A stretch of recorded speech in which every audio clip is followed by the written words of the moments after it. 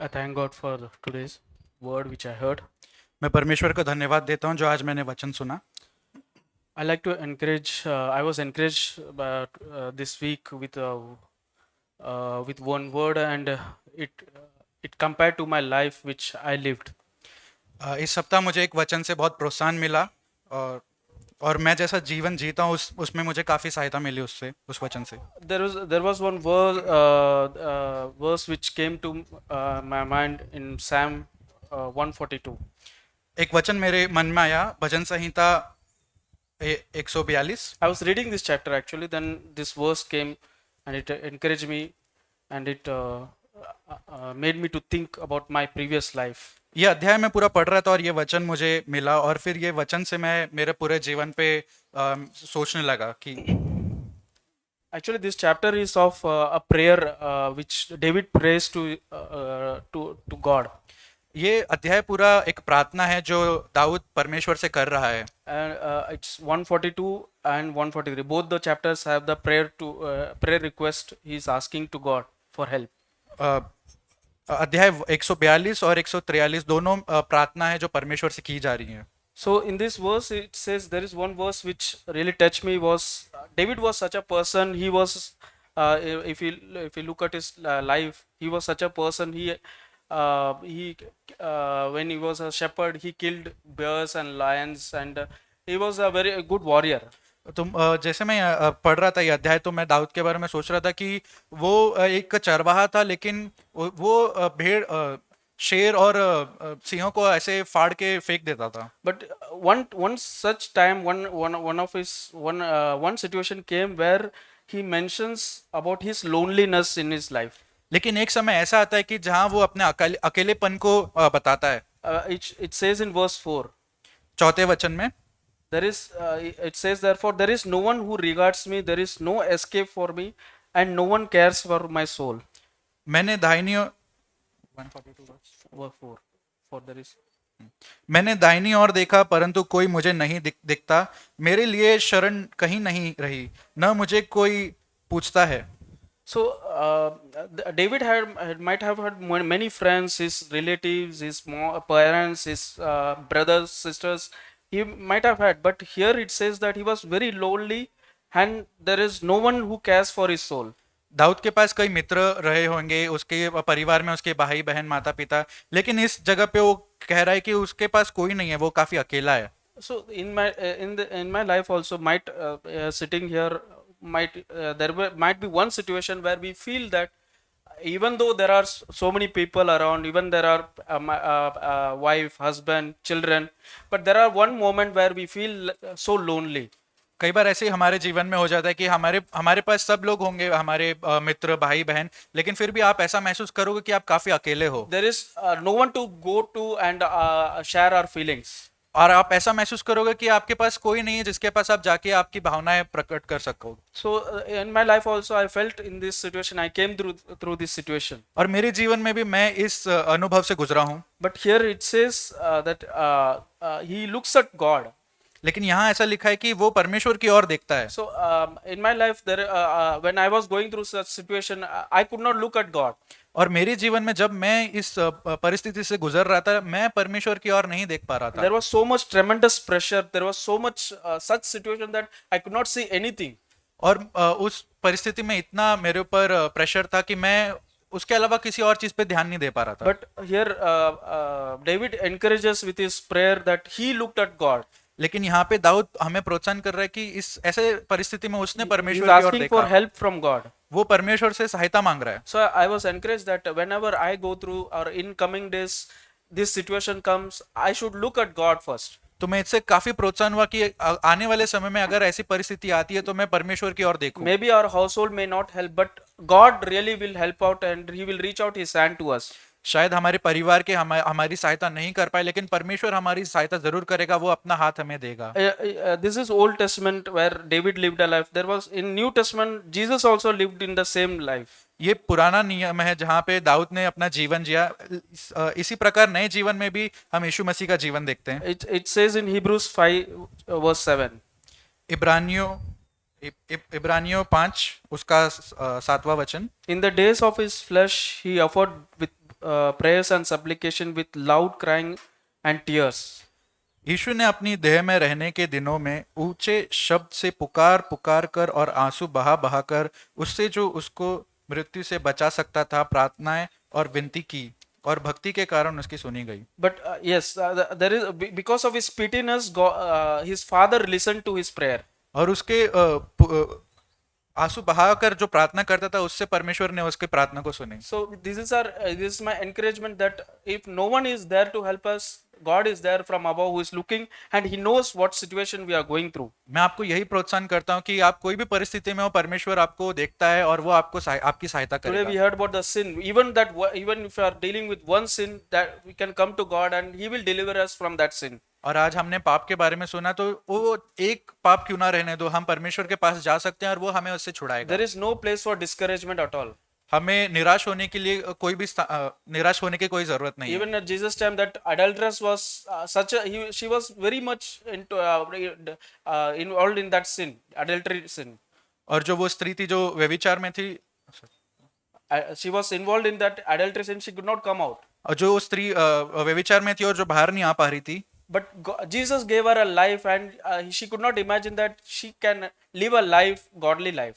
और वो यीशु मसीह ने उसके लिए और हमारे लिए जान दिया और वो कभी सोच भी नहीं सकती थी कि वो ऐसा जीवन, पवित्र जीवन जी So सकती I है। really thank God for this verse and encouragement that God is there if no one is there for us. मैं परमेश्वर को धन्यवाद देता हूँ इस वचन के लिए और इस प्रोत्साहन के लिए, क्योंकि जब कोई नहीं होता तब परमेश्वर हमारे We just need to go to Him and surrender ourselves. हमें बस उसके पास जाना और खुद को दे देना है। Praise and thank the Lord. प्रभु को धन्यवाद देता हूँ कि जो वचन से परमेश्वर ने बात किया है। मैं खास करके I have receive this corrections many times from my spiritual elder only too many of the times like to be more, तो जैसे कि हमने देखा कि वह ऑनेस्टी, कपटी, जो हिपोक्रेट जो वर्ड है, और ऑनेस्टी जो ईमानदार या सीधे तरीके से हमें जो जीने के लिए जो परमेश्वर ने आज हमसे बातें की, मैं भी यही चीज़ के ऊपर बहुत इसके ऊपर काम कर रहा हूँ कि परमेश्वर सहायता, क्योंकि एक ही समान और एक तरीके से एक स्वभाव से रहना, ये अगर हम अपने आप से अगर हम सवाल करेंगे, मैं बोलूँगा कि नहीं। लेकिन मैं ये और एक बात ये बोलूँगा कि मैं उसके ऊपर कोशिश कर रहा हूँ कि जितना हो सके उतना मेरे जीवन के अंदर जो तरीके से मुझे जीना है सब जगह में वैसे ही बना रहा हूँ, एक पिता के रूप में घर में, और एक परिवार में एक पति के रूप में, और चर्च में भी आप लोगों के बीच में एक भाई के जैसा, एक चाहे उसके अंदर जैसे भाई बोला परफेक्शन नहीं है, मेरे अंदर भी वो परफेक्शन है ही नहीं है, लेकिन मैं प्रभु से अनुग्रह मांगता हूँ कि उसमें बढ़ने के लिए परमेश्वर सहायता करे। आमीन। I thank God for what I heard. मैं परमेश्वर का धन्यवाद देता हूँ जो आज हमने सुना। I was blessed with some verses that I was reading, and it was shared by one of the children also. और जो मैं वचन पढ़ रहा था उनसे मैं काफी आशीषित हुआ, और आज बच्चों ने भी एक शेयर किया था। The verse Romans 6:23, a very familiar verse. Romeo 6:23 6 का 23 वचन says, "The wages of sin is death, but the free gift of God is eternal life." क्योंकि पाप की मजदूरी तो मृत्यु है, परंतु परमेश्वर का वरदान हमारे प्रभु मसीह यीशु में अनंत जीवन है। I've probably heard this verse since my childhood, और ये वचन मैं मेरे since Sunday school. मैं बचपन से सुनते आ रहा हूँ, संडे स्कूल से सुनते आ रहा हूँ। But it has become so familiar, you know. और हम इससे काफी मतलब ये वचन को हम काफी जानते हैं। But recently I read it. It says that the wages of sin. I was just, meditating on that word wages. और लेकिन मैं जब ये वचन को पढ़ रहा था तो वहाँ पे मजदूरी उस पे मैं ध्यान दे रहा था। Wages is something even in your workplace, you earn to get it. और मजदूरी एक ऐसी चीज है जब हम हमारे दफ्तर में भी जब हम काम करते हैं तो एक पैसे मिलने के लिए हम काम करते हैं। So even in my life, these sins I have earned, and it's causing me death. और इसी प्रकार ये जो पाप है जो मैंने कमाया है, और ये पाप मुझे मृत्यु देता है। I've got the death sentence. और मुझे मेरे लिए मृत्यु घोषित कर दिया गया है। The judge has given me a death sentence. It is finished. और जो न्याय करने के लिए बैठा है उसने मेरे लिए मृत्यु घोषित कर दिया है। But then that beautiful promise is there. But the free gift of God is eternal life. लेकिन उसके बाद एक बहुत खूबसूरत हम परमेश्वर से वचन सुनते हैं कि परमेश्वर का वरदान हमारे प्रभु मसीह यीशु में अनंत जीवन है। While I was still a sinner, Jesus came for me. He died for me. He took all my sins away and he paid that penalty. और मैं जब पापी ही था तब यीशु मसीह मेरे लिए आया, मेरे लिए मारा गया, गाड़ा गया और उसने जो कर्ज था वो पूरा चुका दिया। In Colossians 2, it's written beautifully, verse 14. कुलुसियो उसका 2, अध्याय 2 verse 14, verse 13 and 14. वचन 13 और 14। When you were dead in your transgressions and the uncircumcision of your flesh, he made you alive together with him, having forgiven us all our transgressions. उसने तुम्हें भी जो अपने अपराधों और अपने शरीर की खतना रहित दशा में मुर्दा थे उसके साथ जिलाया और हमारे सब अपराधों को क्षमा किया। And the next verse, और विधियों का वो लेख जो हमारे नाम पर और हमारे विरोध में था मिटा डाला और उसे क्रूस पर कीलों से जड़कर सामने हटा दिया। having cancelled out the certificate of debt. I had a debt towards God, hideous, wretched sin towards God, that crime I had. And what Jesus did on the cross, he cancelled that complete debt. और मेरे लिए मृत्यु घोषित कर दिया गया था। वो एक परमेश्वर के सामने एक मैं पापी इंसान था, लेकिन यीशु मसीह ने वो क्रूस पे पूरा मिटा दिया। It says, consisting of decrees against us, which was hostile to us.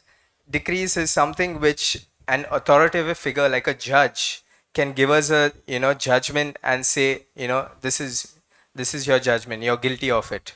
और ऐसा है कि जो न्याय करने के लिए जज बैठता है वो एक हमें बोल सकता है कि आप इस चीज के लिए दोषी ठहराए जाते हो और आप दोषी हो। But Jesus came, he cancelled it and he nailed it to the cross. और लेकिन यीशु मसीह आया, वो दोष को पूरा मिटा दिया और उसने वो क्रूस पे उसको पूरा खत्म कर दिया। I was listening to a song, it says, paid in full by the blood of the lamb. और मैं एक ऐसे गाने को सुन रहा था जहाँ ऐसा लिखा है कि वो मेमने के लहू से सारा कर्ज चुका दिया गया है। The chorus says, free from sin, free to live, now I am. And it reads on the page where my sins were written down, paid in full by the blood of the lamb. और उसके आगे ऐसा लिखा है कि पाप से छुटकारा और जो मैं हूँ उस प्रकार जीने के लिए जो उस पेज पे लिखा गया था जहाँ पे मेरे सारे पाप लिखे गए थे उस बुक से वो सब वहां से हटा दिया गया है। I was just imagining, I had a full scroll, not even a page, a full scroll of all my list. If you pull out that scroll, it will probably reach the road. और मैं ऐसे सोच रहा था कि मेरे लिए एक किताब नहीं लेकिन वो एक पेज नहीं लेकिन पूरा Of all my sins. जो मेरे पाप का जो चिट्ठा था वो एक बस पेज में नहीं लेकिन एक पूरी किताब में भर के लिखा था। And then at the end it says, there's a stamp there saying that paid in full by the blood of the lamb. लेकिन उसके आखिर में एक ऐसा थप्पा मारा गया था कि उस मेमने के लहू से सारा कर्ज चुका दिया गया है। That has enabled me to go to my heavenly Father because of what Jesus has done. और उसी की वजह से मैं परमेश्वर के पास जा सकता हूँ जो यीशु मसीह ने मेरे लिए किया है। He paid all the debt that I had. और उसने मेरा सारा कर्ज चुका दिया। That's refreshing to hear. और ये काफी सुनने के लिए अच्छा है कान। We heard this yesterday too. This shouldn't be an old story, what Christ did for us on the cross. और हमने जैसे कल सुना ये हमारे लिए कोई पुरानी कहानी के समान नहीं होना चाहिए जो यीशु मसीह ने हमारे लिए It किया। should be new every day. ये हर दिन नया होना चाहिए The हमारे verse लिए। Revelations 5 verse 9 was quoted yesterday in the meeting. प्रकाशित वाक्य 5:9 कल की मीटिंग में बताया They गया। sang the song, Worthy is the Lamb, हमने गाना गाया था कि धन्य है वो मेमना who took my sins by the blood of the Lamb. और जिसने मेरे पाप को उस क्रूस पे लिया। Yeah, I never want to forget that. I always want to keep it close to my heart that yes, Jesus paid all my sins on the cross. और मैं इसे कभी नहीं भूलना चाहता, मैं मेरे हृदय से इसे लगा के रखना चाहता हूँ कि यीशु मसीह ने मेरे सारे पाप को क्षमा किया। Yeah, and not only that, now how do I live this life? और बस उतना ही नहीं बल्कि अब मैं मेरा जीवन कैसे जीता हूँ। He sacrificed so much for me, his only begotten son. परमेश्वर ने इतना कुछ मेरे लिए त्याग दिया, उसका एक इकलौता पुत्र भी। You know, in Hebrews chapter 10, it says, इब्रानियों उसका 10वां अध्याय, uh, Hebrews chapter 10, verse 19. इब्रानियों 10 उसका 19वां वचन। Therefore, brethren, since we have confidence to enter the holy place by the blood of Jesus, by a new and living way which he inaugurated for us through the veil that is his flesh. इसलिए हे भाइयों, जब हमें यीशु के लहू के द्वारा उस नए और जीवित मार्ग से पवित्र स्थान में प्रवेश करने का हियाव हो गया है। 20 Verse 19. Yeah. Verse 20, yeah. जो उसने पर्दे अर्थात अपने शरीर में से होकर हमारे लिए अभिषेक किया है। Yes, Jesus opened a new and living way for us to live. यीशु मसीह ने एक नया मार्ग हमारे लिए खोलकर दे दिया है। A way in which we can glorify him. एक ऐसा मार्ग जहाँ पे हम उसकी आराधना कर सकते हैं। A way in which our life can be a testimony to others to glorify him. एक ऐसा मार्ग जहाँ पे हमारा जीवन उसके लिए एक महिमा का कारण होगा। Yes, and the next verse says, 22, let us draw near with a sincere heart in full assurance of faith, having our hearts sprinkled clean from an evil conscience and our bodies washed with pure water.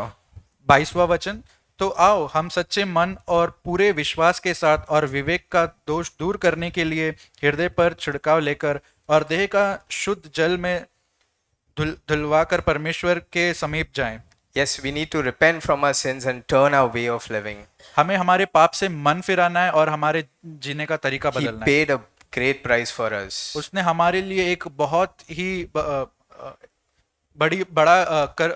रकम चुकाया है। And don't feel condemned, you know, when the devil reminds you of these past sins, don't feel condemned. और जब शैतान आपको आपके पुराने पाप याद दिलाएगा तो खुद को दोषी मत महसूस Many करो। times, you know, I've been reminded of my past sins. और कई बार मैं मेरा पुराना पाप को मुझे याद दिला I always दिलाया remember गया था। that passage, you know, in John 8 about that adulterous woman. और मैं हमेशा फिर एक उस वचन को याद करता हूँ यूहन्ना 8 में जो एक व्यभिचारिक स्त्री के बारे में The लिखा है। last line Jesus says in that, you know, passage. और वो पूरे अध्याय में लास्ट में ऐसा लिखा It गया है। says, I do not condemn you. Go and sin no more. यीशु मसीह उससे कहता है कि मैं तुझ पे कोई दोष नहीं लगाता और अब से कोई पाप ना करना। Amen. आमीन। Yesterday we heard Brother Zach, कल हमने भाई जैक से वचन सुना and the main issue, main topic he shared was why do we do not grow spiritually. और उसका मेन टॉपिक ये था कि हम पवित्र मतलब आत्मा में क्यों नहीं बढ़ रहे हैं। So next Sunday we are going to celebrate our 10th anniversary. Next Sunday we are going to celebrate our 10th anniversary. और अगले रविवार को हम हमारा इस कलीसिया का 10वीं सालगिरह मनाने वाले हैं। And me and my family have spent many years in the church. और मैं और मेरे परिवार ने इस चर्च में काफी साल बिताए। And before coming to the church, we have been under the church. Before coming to the church, we were going to other church. और इस चर्च में आने से पहले हम दूसरे कलीसिया में थे। And total years we have spent a lot of years as a Christian. और पूरे जीवन में हमने कई साल एक मसीह के जैसे बिताया है। But the issue is not about how many years we are in the church. लेकिन मुख्य बात ये नहीं कि हमने कितने साल चर्च में आए हैं। The issue is that how am I spiritually? लेकिन बात यह है कि मैं कितना आत्मिक हूँ। Is there any spiritual growth or during all these years? क्या इस आत्मिक बढ़ाव आत्मिक ग्रोथ था क्या इन सालों में। See, when I first became a Christian, it took time to get maturity. और जब नया मसीह में आया था तो मुझे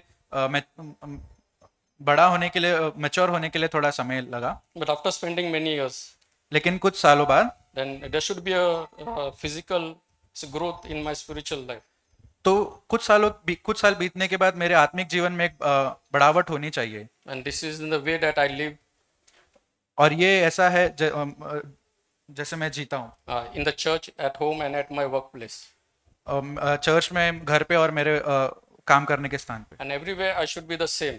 और हर जगह मैं सेम होना चाहिए। And yesterday I was very happy to hear about this topic. और कल मैं काफी खुश था इस टॉपिक पे जब मैं सुन रहा था। And I looked at my own life that is there any growth? और मैं खुद के जीवन में देख रहा था कि क्या कोई बढ़ावट है। See, if I work in a job for so many years, अगर मैं कोई एक जगह काम कर रहा हूँ कई सालों से, so I get a good salary and I get a good position also. तो कई साल काम करने के बाद मुझे अच्छी पगार और अच्छा स्थान भी मिलता है काम करने But के। if I look at at my spiritual life, after spending so many years in the church, लेकिन जब मैं मेरे आत्मिक जीवन पे देखता हूँ इतने साल चर्च में बिताने के बाद, that it is going reverse. लेकिन वो उल्टी दिशा में जा रहा है। It is not only in my life, in my family, in my friends, the people that I meet who are spend many years in the church. Not this church, but I have friends in many churches. जो मेरे परिवार में मेरे दोस्तों के जीवन में भी देख रहा हूँ तो वो ऐसे ही हो रहा है, इस चर्च में नहीं लेकिन पुराने चर्च में जहाँ मेरे कई मित्र हैं। Then I look at my life and their life, फिर मैं मेरे जीवन को देखता हूँ और उनके जीवन को देखता हूँ, and I still see that we are still babes in this area. और मैं ये देख पाता हूँ कि हम अभी भी एक छोटे दूध पीते बच्चे हैं एक आत्मिक जीवन में। If you look in the books of Hebrews, हम इब्रानियों की किताब में देखते हैं, Hebrews chapter 5 उसका 5वां अध्याय and verses 12 to 14. Harish brother, can you read it? 12 से 14। Hebrews chapter 5 verses 12 to 14. समय के विचार से तो तुम्हें गुरु हो जाना चाहिए था, तो भी यह आवश्यक हो गया है कि कोई तुम्हें परमेश्वर के वचनों की आदि शिक्षा फिर से सिखाए। तुम तो ऐसे हो गए हो कि तुम्हें अन्न के बदले अब तक दूध ही चाहिए, क्योंकि दूध पीने वाले बच्चे को तो धर्म के वचन की पहचान नहीं होती, क्योंकि वो बालक है, पर अन्न सयानों के लिए है, जिनकी ज्ञानेंद्रियों अभ्यास करते करते भले बुरे में भेद करने में निपुण हो गई है। When I see these verses and when I heard the message yesterday, और जब मैं इस वचन को देख रहा था और जो कल वचन हमने सुना, see, we are living for a limited period. हम एक छोटे समय के लिए हम जीने वाले हैं। See, right now, how is my life? लेकिन अभी के समय में मेरा जीवन कैसा है? And if Jesus comes today, और यीशु मसीह अगर आज आता है, is there guarantee that I will be able to go to heaven? क्या कुछ गारंटी है कि मैं स्वर्ग जाऊंगा? That is there any sin in my life that I still have to repent and live? क्या अभी भी कोई ऐसा पाप है जीवन में कि मुझे उसे मन फिराना है? That has Brother Abu shared that my life should not be like a chameleon. जैसे अभी भाई अबू ने बताया कि मेरा जीवन एक गिरगिट के समान नहीं होना चाहिए। That everywhere I should be the same color, हर जगह पे मेरा एक ही कलर होना चाहिए, the color of righteousness, एक धार्मिकता का रंग होना the चाहिए, color of holiness, एक क्षमा करने वाला रंग होना चाहिए, a color of purity. एक पवित्रता का कलर होना चाहिए। But I am not a perfect Christian. लेकिन मैं एक सिद्ध मसीह नहीं हूँ। Yesterday, Brother Zach said, we all Christians are a work in progress. हम मसीह सब एक आत्मिकता में बढ़ने वाला जीवन जी रहे हैं। We are moving towards a perfection. हम सब सिद्धता की तरफ बढ़ रहे हैं, Let this be in my life. और ये मेरे जीवन में भी होना चाहिए। This goal to become more and more in the likeness of Jesus Christ. ये एक बहुत अच्छी बात है कि हम यीशु के समान और प्रतिदिन बनते जाएं। Thank God for what we heard today. परमेश्वर को धन्यवाद देता हूँ जो आज हमने सुना। Let us desire honesty in the heart, as we heard. और हम सब ऐसा चाहें कि हमारे हृदय में सच्चाई हो। It says in Jeremiah 17,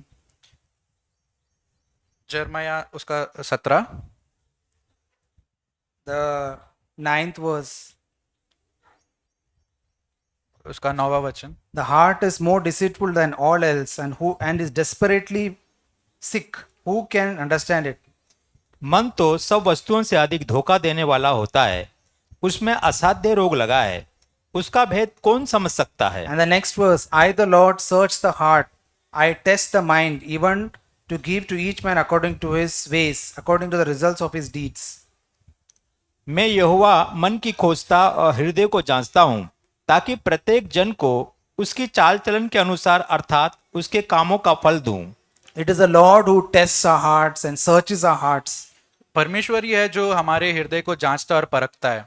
It is not we who try to dig inside, but we ask the Lord to reveal the wretchedness in us, and He reveals it, and He gives us repentance.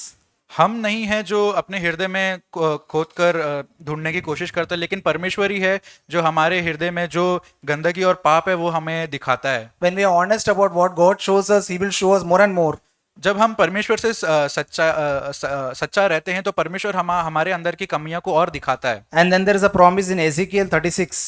और एजिकियल 36 के अध्याय में एक promise है हमारे लिए, We can claim this promise.